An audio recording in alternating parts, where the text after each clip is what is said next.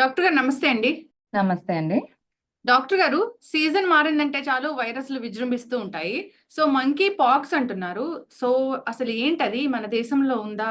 So, వస్తే లక్షణాలు ఎలా ఉంటాయి? రాకుండా జాగ్రత్తలేంటి? వస్తే ట్రీట్మెంట్ ఏమైనా ఉందా అసలు? ఆహ్, ఈ మంకీ పాక్స్ అనేది ఇప్పుడు ఎంపాక్స్ అని అంటున్నామండి. సో, అది ఫస్ట్ కేస్ ఐడెంటిఫై అయింది 1958లో. ల్యాబ్‌లో ఉన్న మంకీలో ఐడెంటిఫై అయింది. ఫస్ట్ హ్యూమన్ కేస్ ఏమో 1970 ఆఫ్రికన్ కంట్రీలో ఐడెంటిఫై అయింది. 2022లో ఈ ఆఫ్రికన్ కంట్రీస్‌లో ఎక్కువ కేసెస్ ఐడెంటిఫై అయ్యాయి. అలాగే మన దేశంలో కేరళ రాష్ట్రంలో గూడా 27-30 కేసెస్ ఐడెంటిఫై అయ్యాయి. హ్మ్. ఇప్పుడు ప్రస్తుతం 2024 జాన్యురీ స్టార్టింగ్ నుంచి కూడా ఆఫ్రికన్ కంట్రీస్‌లో ఇవి అధికంగా కేసెస్ నమోదవుతున్నాయి. ఓకే. అండ్ మన నైబరింగ్ కంట్రీ పాకిస్తాన్‌లోను, యూరోపియన్ హ్మ్. కంట్రీలో కూడాను కేసెస్ నమోదవుతున్నాయి. సో, హ్మ్. ప్రభుత్వం దీన్ని అంటే WHO దీన్ని పబ్లిక్ హెల్త్ ఎమర్జెన్సీ కింద డిక్లేర్ చేసిందనమాట. ఎందుకు? ఇప్పుడు ప్రస్తుతం ఉన్న వేరియంట్ క్లాడ్ 1బి. సో, ఈ వేరియంట్ ఏంటంటే ఇది సివియర్ ఫార్మ్ ఆఫ్ ఇన్ఫెక్షన్ అన్నమాట. ముందు 2022లో ఉన్నదేంటంటే క్లాడ్ 2బి అది లెస్ సివియర్ వేరియంట్. సో, ఇప్పుడు ఉన్న వేరియంట్‌లో ఏంటంటే డెత్ రేట్ అరౌండ్ 1-10% ఉంటోంది. అదే ముందున్న వేరియంట్ ఏంటంటే డెత్ రేట్ ఆఫ్ బొట్టు తక్కువుంది. అంటే 1% ఉంది.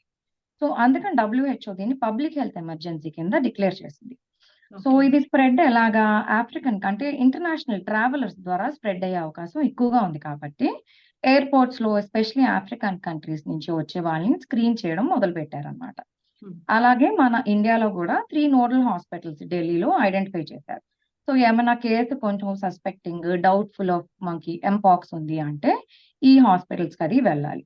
అలాగే మిగతా అన్ని స్టేట్స్‌లో గూడా నోడల్ హాస్పిటల్స్ ఐడెంటిఫై చేయాలని చెప్పి డిక్లేర్ చేశారు.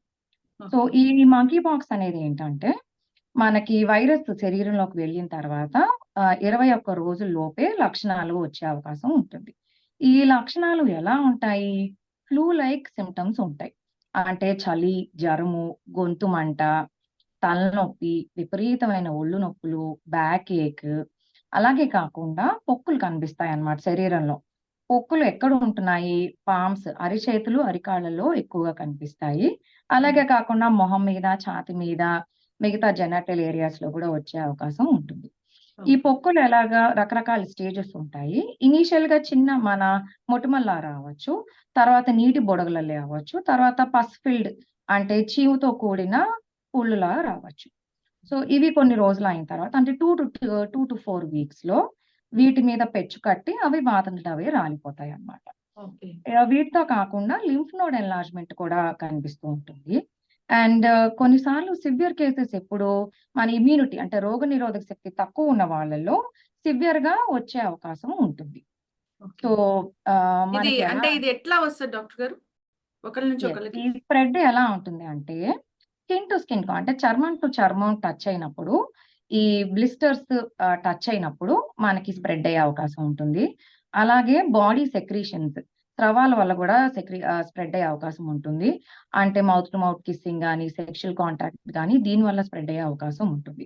లేదా మనకి పుండ్లు, ఈ బ్లిస్టర్స్ ముట్టుకుని దాన్ని పగిలినప్పుడు, ఆ సెక్రీషన్స్‌ని ముట్టుకున్నప్పుడు గూడా స్ప్రెడ్ అయ్యే అవకాశం ఉంటుంది. ఈ ఇదే ట్రావెల్ కాకుండా చేసేవాళ్ళు. ఆ! యెస్. యెస్. సో, ఇవే కాకుండా కూడా మనకి పేషెంట్ టచ్ చేసిన బట్టలు గాని, పేషెంట్ వాడే బట్టలు గాని, టవల్స్ గాని, బెడ్ షీట్స్ గాని, ఇవన్నీ మనం వాడినా, అవి టచ్ చేసినా గూడా మనకి ఇన్ఫెక్షన్ వచ్చే అవకాశం ఉంటుంది.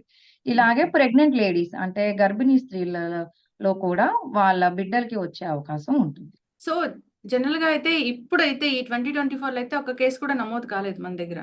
ప్రస్తుతానికి సస్పెషన్ ఉంది గానీ, ఐడెంటిఫై అయితే అవ్వలేదమ్మా.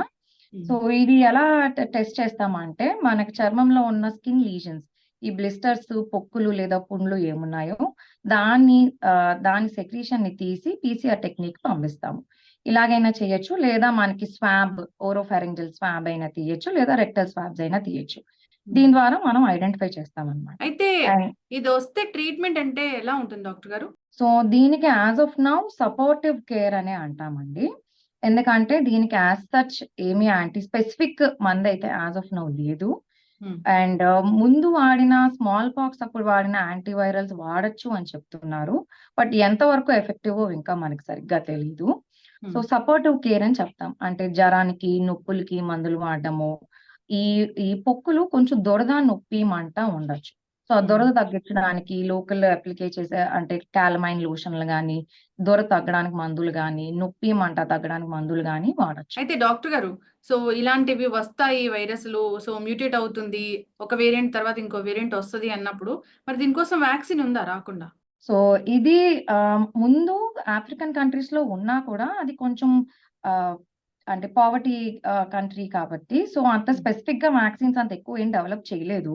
హ్మ్. ఇప్పుడు మిగతా కంట్రీస్‌లో స్ప్రెడ్ కూడా కనిపిస్తోంది కాబట్టి ఇప్పుడు రీసెర్చ్ అవి బానే మొదలుపెట్టారండి.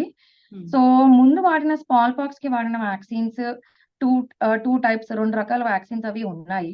అవి హ్మ్. మిగతా దేశాల్లో అవైలబుల్‌గా ఉన్నాయి. బట్ వాటి ఎఫికసీ సైడ్ ఎఫెక్ట్స్ అవి ఇంకా అంత క్లియర్‌గా తెలీదు. మన హ్మ్. దేశంలో అయితే ప్రస్తుతానికి వాక్సిన్ అవైలబుల్‌గా అయితే లేదు.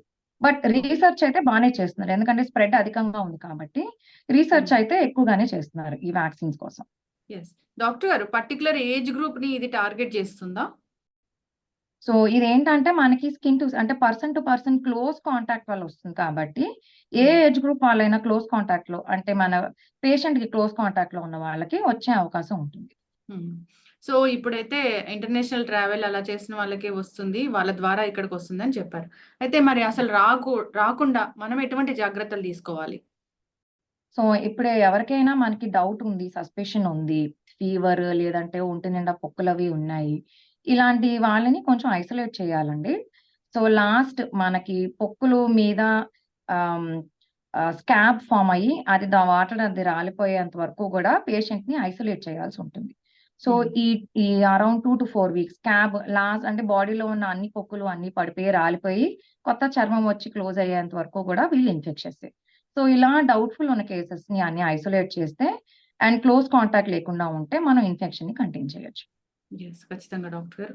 చాలా చక్కగా చెప్పారండి. సో, రాకుండా జాగ్రత్తలంటే మన ఇమ్యూనిటీని మనం స్ట్రాంగ్ చేసుకోవాలి. ఎవరైతే ఇలాంటి లక్షణాలున్నాయో వాళ్ళని మనం తాకకుండా ఉంటే సరిపోతుంది. వాళ్ళకి వాళ్ళు ఐసోలేట్ అయితే బావుంటుంది. సో, స్ప్రెడ్ అవ్వకుండా ఉంటుంది. సో, ట్రావెల్ అనేది ఇంకా బ్యాన్ చేస్తేనే కొన్ని రోజులు బావుంటుందేమో గదా డాక్టర్ గారు. Africa countries. అంటే కేసెస్ ఎక్కువున్న ప్లేసెస్‌కి హ్మ్. ఇప్పుడు యాస్ ఆఫ్ నౌ కొంచెం అవాయిడ్ చేస్తే బెటర్. హ్మ్. వెళ్ళినా కూడా మనం కొంచెం ప్రికాషన్స్ అవి తీసుకుంటే సరిపోతుంది. అంటే కొంచెం డౌట్‌ఫుల్ ఉన్న కేసెస్ దగ్గరికెళ్ళడాలు, టచ్ చేయడాలు అండ్ వైల్డ్ యానిమల్స్ దగ్గరికి వెళ్ళడాలు, టచ్ చేయడాలు హ్మ్. అలాంటివి చేయకుండా ఉంటే బెటర్. యెస్. ఖచ్చితంగా డాక్టర్ గారు. చాలా చక్కగా చెప్పారండి. ఎప్పుడైతే ఫారెస్ట్‌నంతా నరికేసామో, సో, అవి ఇక్కడికొస్తూ ఉన్నాయి. మనుషులతో కలవడము, సో, ఇలాంటి రకరకాల ఇన్ఫెక్షన్స్ అవి వస్తూ ఉన్నాయి. సో, జాగ్రత్తలైతే తీసుకోవాలని కోరుకుందాం. చక్కటి ఇన్ఫర్మేషన్ డాక్టర్ గారు. ధన్యవాదాలండి. Thank you.